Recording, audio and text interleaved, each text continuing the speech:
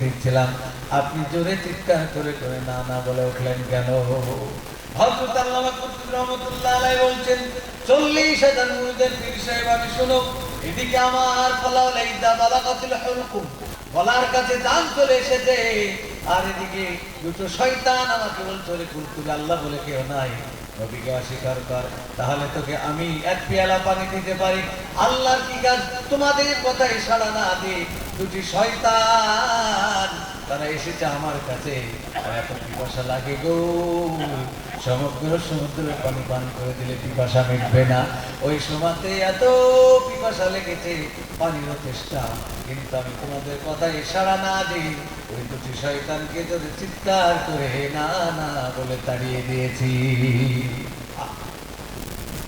40,000 মুরিদের পীর সাহেব, তার যদি ইমানের অবস্থা এরকম হয়, আমাদের দেশে তো বিরিয়ানির প্যাকেট দিলে অমনি গুঞ্জে ধরে ইনকিলাব করতে না। বিরিয়ানির প্যাকেট দিলে রাতারাতিতে উল্টে যাবে মুসলমান।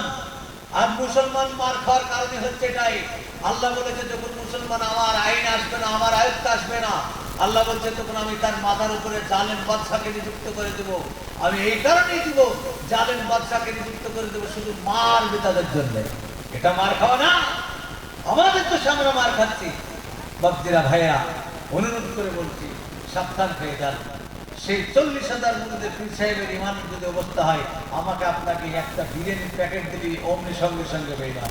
এই জন্য নবীজি বলেছেন এমন একটা জামানা আসবে, সকালবেলা ইমানদার, বিকালবেলায় কাফের, আবার বিকালবেলায় ইমানদার, রাত্রিতে কাফের।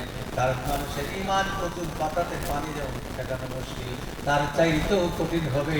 নবীজি বলেছেন হাতের তালুর উপর আগুন রাখা সম্ভব, কিন্তু ইমান রাখা মানুষের জন্য অসম্ভব।